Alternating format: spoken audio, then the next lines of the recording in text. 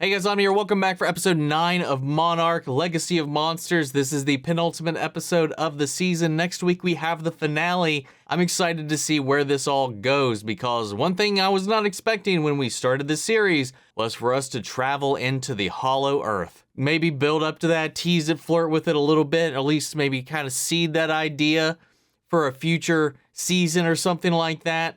But no. Last episode ended with 3 of our characters being sucked into the Hollow Earth. So, let's see what happens next, guys. If you want to see the full-length reaction, check it out over on Patreon, or if you become a member of the channel, get you access as well. It's a watch-along format, so you will need your own footage to sync up the time codes to bring action the entire episode. Or you get the same thing for all the other shows and movies that we cover on the channel. You also get to suggest and vote what movies to react to each month. We got monthly Q&As, behind-the-scenes footage, trying to make it worth your while, so you are going to support the channel. But guys, at the end of the day, I really appreciate it. If you enjoyed this reaction, at least leave a like, drop a comment, subscribe if you're not already, because it really helps these videos out. Huge shout out to the team over at Prepper for helping me edit down these highlights for you guys here on YouTube. And with that all said and out of the way, let's go ahead and hop into episode 9, Axis Mundi. Here we go. Well, it's Sounds like somebody's day. fishing. Yeah. Okay, never mind. I think it's about that time, pal. Yeah, okay. Little man, we are off to work. Well, me and your Uncle Lee, we'll see you when he gets back from his trip. Where's he going? I'll let your Uncle Lee fill you in on that. Okay? Come here. Oh, I assume this is after Keiko's gone missing. You know that it's top secret Army Explorer stuff, right? Is it dangerous? Well, we're doing it for the good of the world. You know, trying to keep everybody safe. Always a little dangerous. My lucky pocket knife. I know we said we were gonna look into getting you one when you were older, so I'm not actually giving this to you, okay? But I want you. Oh, I want you to keep it safe for me, okay? Just until I'm back. You did good, Swab. Should be proud. Shame she can't be here to see it. She'd miss all this. Running around doing 9 jobs at once. Yeah. Doing all of them better than any 9 of us could do one. She'd be late accepting her own Nobel Prize. Well, we'll just have to make sure that you aren't. no. Yeah. I need to rewatch Skull Island after this, because having context for a younger Bill Randa, I feel like would make that movie a little more interesting too. Did you ever manage to get that Jeep out of 3rd? Oh, go to hell. Don't mind if I do.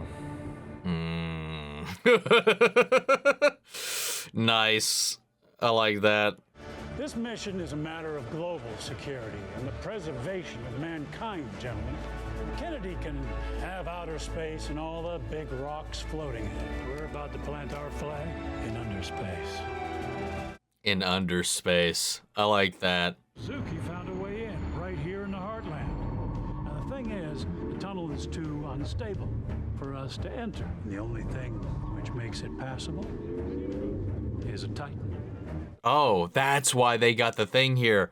To bait one to open the door. Rather than unleash hell in Kansas, we cut bait. Here it goes. It's going home. And we sneak in behind them.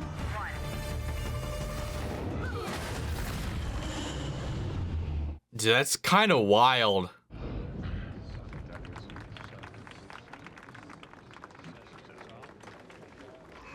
We good? There they go. Yeah. Damn. Come on. Uh-oh.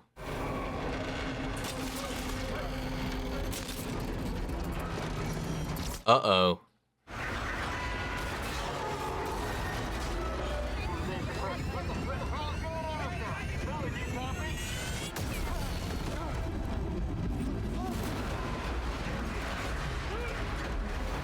Oh. Oh! That guy's done. Oh no. Oh god.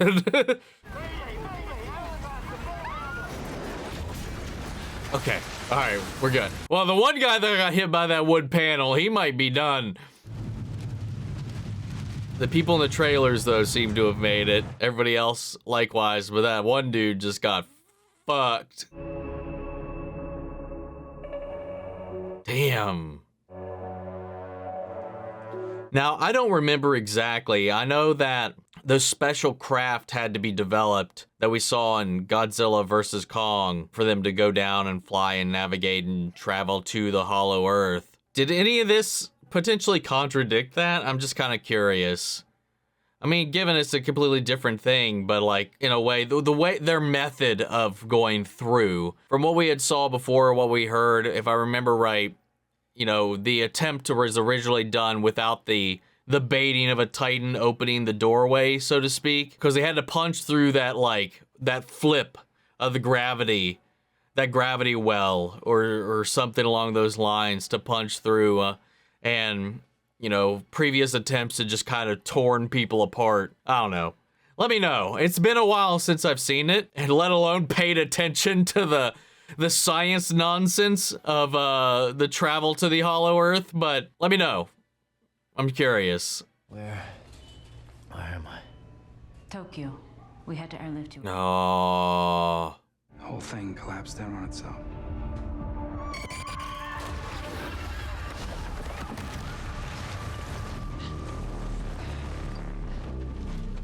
Oh, she saved Tim. We finished Shaw's Lee murder. Shaw died doing what he loved, pouring gasoline on fires he doesn't understand. And he got your sister and friend killed doing it. I'm sorry, Kentaro.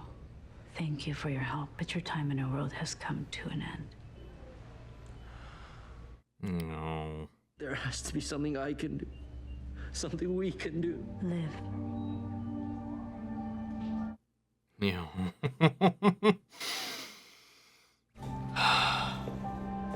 Oh.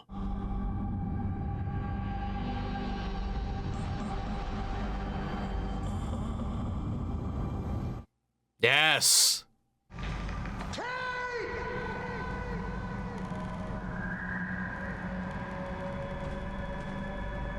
Oh, come on.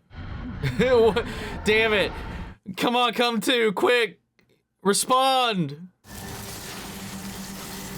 Yo. Oh, yeah. Oh, yeah. Okay. Yeah, this is definitely going to be tying into New Empire. Holy shit.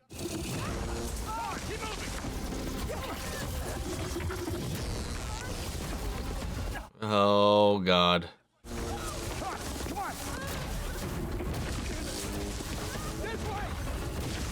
There's a little bit of an undertone of like Godzilla's ramp up to his atomic breath in the sound design of those lightning strikes.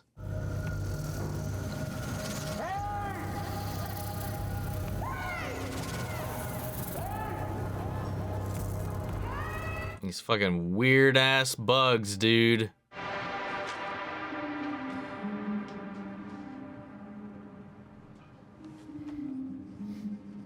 I saw somebody made a pretty good point for what Shaw was doing, you know, with the whole counter argument that he was making things worse by putting pressure on the remaining holes after sealing up the ones that he was targeting, kind of creating this cataclysm at a singular point rather than having all of these emergence points available. He would be making one tunnel, one gateway to guard, kind of similar to Skull Island in a way, how it's kind of this large door, this large tunnel that is oozing these things out. It would give Godzilla a singular point to guard rather than having to travel between all of these different points. So while the gateway might be larger entities might come out, it would be easier for him to kind of stand vigilant. Bring one up, right? Show them what a real catastrophe looks like? And what then? Hope it's smaller than Godzilla and listens to reason? That's a good point. And your boy's already lost a mother, now an uncle. Do not take his father away too. Damn. Well, as we know, he doesn't let it go. He takes his own path there. Well, I'm not a science guy, so it's a little difficult to explain. Oh, I got time. Actually, you don't. What are you talking about? I told you, I've been here before and I made it back. Oh shit, wait, how did he get, the fuck? Let me go, Randa. Oh. Sumanai. Oh! Bill! Brenda! Get me! Wow. William J. Brenda! Get me, Bill Randa! I can't.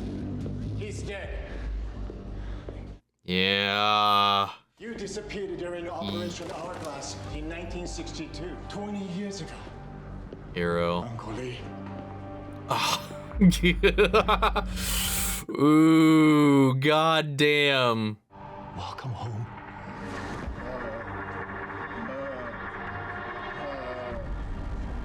1982. 彼と私のお父さんとお母さんは約束したんです。戻ってくるって。いくら待っても戻ってこなかった。私は彼らを葬って忘れることにしたんです。God damn. あんた先生、翔さん、約束を果たしたみたいですね。いやー。どうしたらいいかわかんないよ。いや。わかるでしょ。でもあの女の人が今まで人の言う通りにしたことなんてあった？ I really like these two, man. It's a signal! Every time Shaw's imploded another rift point, we get more gamma rays. Big, noisy, chaotic, and they're getting stronger. Barnes. All 12 of them seem like they're ready to erupt. Not the first one. That signal remained constant. So I crushed it down so that I could see all of it, and look, there's a pattern. It's a message. Somebody's sending us a message. Yo, who is it? Dude, Keiko. Keiko. If that's what Hero's after.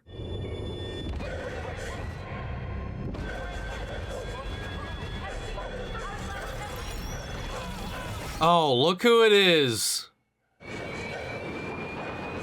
Whoa. Trippy. While attempting to contact Mission Control, we began our recon of the landing site. Something happened. Oh, no. Called for immediate evacuation. Oh. Local phenomena made our egress difficult. Whoa. Inside it, there's a shrine. They said it's the boundary between the worlds of the living and the dead. We found a rift in there. Mythography. Your dad would have liked that. Yeah. Playing into the local customs and all that. All the clues were in plain sight.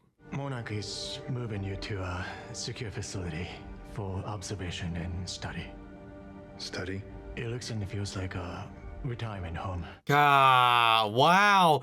He's been there since returning. Wow. Oof. This is your family business. I buried that family in 3 empty boxes long time ago. The madness that devoured my childhood wasn't madness. Then it was a choice. Maybe that makes it worse. Ooh. I get it. I get it. But then again, what's he doing right now? Or its favorite, the rose. With distinct markings. What the hell was the point of locking him up in this place? It doesn't seem like they did shit. Don't let this get to your head, but you look good for 90 whatever. Start by telling me.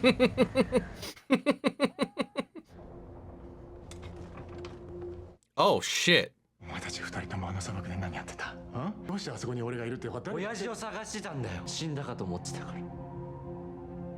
All that shit he was talking to Shaw, and then lo and behold, he started doing the same thing to them. お前は知らなくてよかったんだ、彼女のことも俺の人生のあの部分のことも。もう遅いよ。What does that have? That does it? What? 何企んでんだよ。納得いかないんだよ。モナーかも助けてくれないから自分で見つけるよ。お前が探してるのはその中にないぞ。だからもう一回お前たちとちゃんと話して。もう遅いっつってんじゃん。何が遅いんだよ。もうケイトはいないよお父さん。俺を傷つけるために言ってんだろ。お前を傷つけたからその仕返しのために嘘だって言って言えよ。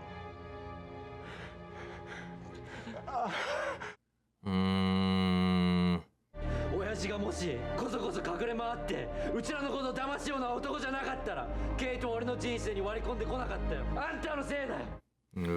Oof. Now he's trying to hurt you.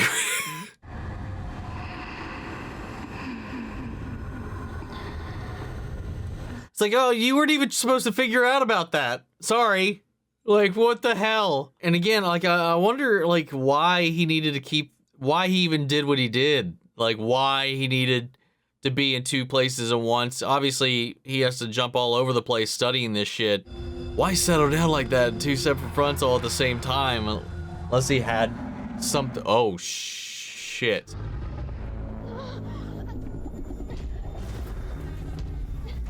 It's like a big ass boar.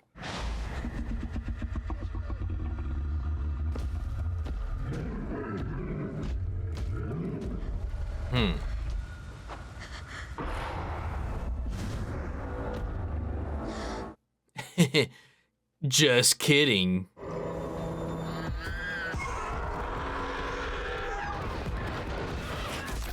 Oh!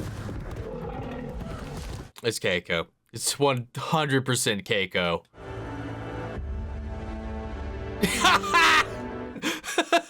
Yeah. Oh my god. Wow. Damn, I felt like that episode was super short. It went by so fast. Damn, all right, dude. Lots of stuff is coming together. We had a little bit of a balance between what was going on in the present day, some more answers in the past, you know, how Shaw got, I mean, honestly, like, it seemed like he wasn't down there for long. Obviously, we don't know how long they were unconscious. We don't know how long it took for them to establish that base camp. What seems to be a short amount of time, the next time that Titan opened that portal, now that whole thing, like them be able to boom tube out of the hollow earth up to the surface like that is kind of crazy to me. So I'm wondering how that'll come into play with later iterations of this universe, because it definitely alters a couple of things the way we've seen things so far. I'm curious to see how this time dilation affects our primary characters, because like he said, you know, we have the benefit of getting the hell out of here right now. He found May. They're trying to find Cate. You know, he's like, if we can get you out of here in prompt amount of time, maybe what happened to me won't happen to you. The point I was getting at was it doesn't seem like he was really gone that long. How fast does time move? Like in correlation to the outside world. Like they gotta be losing some sense of time, but how much? And maybe it's not even consistent. Maybe it has to do with the portals. Maybe it has to do with a lot of other factors. So maybe it could be a roll of the dice how much time you lose down here. But it's interesting to see how he got down here, and then he just kind of rode the wave with that Titan that was floating around attacking his base, and then woke up in the 80s, and then immediately got intercepted by Monarch, thrown in this hospital where we have Hiroshi, seeing him actually come back and start kind of, while Hiroshi is like chastising him about the decisions every one of his family members made that ended up leaving him alone, ends up doing the very same thing once he starts to try to unravel everything. And I'm wondering if, like this one doctor, this one that's always just kind of like disheveled and just kind of like flying by their own kind of sail, is picking up all these little signals. And I'm wondering if Hiro managed to do the same thing and was trying to use that Titan phone to kind of commune back. Maybe Keiko had built some kind of radio signal or something on the other side that was trying to reach out as like a beacon in a way that they couldn't get out any kind of communication before through traditional means. And maybe he picked up on that. Maybe that's what he had discovered, and that's what he was trying to find and isolate and, you know, whatever. I assume that's what he's trying to do at this point. He's discovered that his mother is alive, and he's trying to get her back. Like he said, it becomes a choice, and it's all this kind of stuff. He's like, is this thing you can't really shake. So it just kind of runs in the family, that call to the unknown. But this is a little bit different because this is also his family calling out, the one person he thought he lost forever. And she's alive down there, dude. Horizon Zero Dawning this shit. Lara Croft in this monster world surviving. Now, she's been down there unfound so much longer, so she hasn't aged really seemingly a day, which makes me wonder, like, for her perceptually, how long has it felt? It's interesting to see how that's going on, man. And like, we see some smaller titans, you know, this boar isn't huge. We've seen them of all shapes and sizes, man. And this one was like playing with its food. It was like, hey, no, I don't care about you. You're fine. You're cool. You're cool around here. Don't bother me. Won't bother you.